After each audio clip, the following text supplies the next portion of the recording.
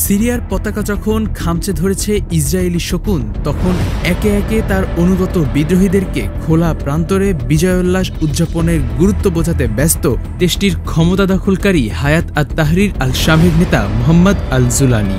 একটি ভিডিও বার্তার মাধ্যমে সবাইকে শহরের স্কয়ারগুলোতে যেতে বলেছেন তিনি।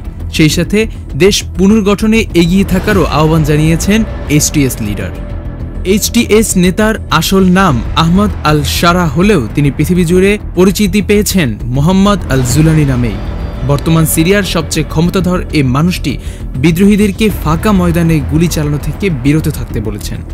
এতে সাধারণ সিরিয়ানদের স্বাভাবিক জীবনযাপন বাধার সৃষ্টি হচ্ছে। এসব দিক লক্ষ্য রেখেই শুক্রবার একটি ভিডিও বিবৃতি দিয়ে নেতা আহমদ আল-শারা সাধারণ সিরিয়ানদের উদ্দেশ্য করে যাবতীয় উল্লাস উন্মুক্ত স্থানে করার জন্য বলেছেন। আল কায়েদা ও আইএসআইএসের সাথে পূর্ব সম্পর্ক রেখে চলা মোহাম্মদ আল-জুলানির নেতৃত্বে তার জোট গত রবিবার সিরিয়ার সাবেক প্রেসিডেন্ট বাশার আল আসাদকে ক্ষমতাচ্যুত করেছে। সেই সাথে দখল করে নিয়েছে সিরিয়ার অধিকাংশ অঞ্চল। বিদ্রোহী জোটের পক্ষ থেকে দেশটির সামরিক অভিযান প্রশাসন দল জানিয়েছে, তারা রাজধানী দামেস্কের নিরাপত্তা এবং জনসাধারণের সম্পদের সুরক্ষার জন্য চেষ্টা অব্যাহত রেখেছে। এরই ধারাবাহিকতায় জনগণের বিরুদ্ধে অস্ত্র ধারণকারী 2457 জনকে কারাদণ্ড দিয়েছে তারা।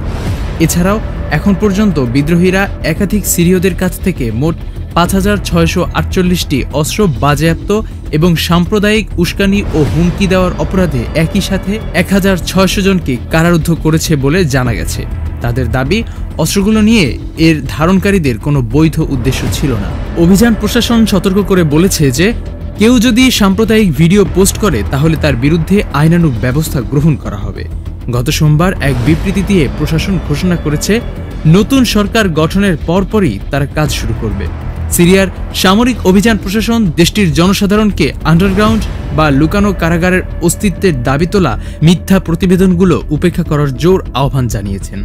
প্রশাসনের পক্ষ থেকে বলা হয়েছে, সিরিয়ার সকল কারাগার সম্পূর্ণরূপে খোলা রয়েছে। সিরিয়ার বিশেষ কিছু ব্যক্তিকে গ্রেপ্তারেরও ঘোষণা করেছে দেশটির সামরিক অভিযান প্রশাসন। বলা হচ্ছে, তারা সিরিয়ানদের মধ্যে সাম্প্রদায়িকতা উস্কে দিয়েছিল, সাথে দেশটির নাগরিক ও সংখ্যালঘুদের হুমকি দিয়েছিল। বিদ্রোহী প্রশাসন বিভেদের বীজ বপন করা ও হুমকি দেওয়ার যে কোনো প্রচেষ্টাকে দৃঢ়ভাবে মোকাবেলা করার প্রতিশ্রুতি দিয়েছে। তাদের বক্তব্য, মাতৃভূমি সকলের। বিদ্রোহীরা সিরিয়ার ঐক্য ও নাগরিকদের নিরাপত্তা রক্ষা করার ঘোষণা দিয়েছে। জুবায়ের জারির, heavenTV.press।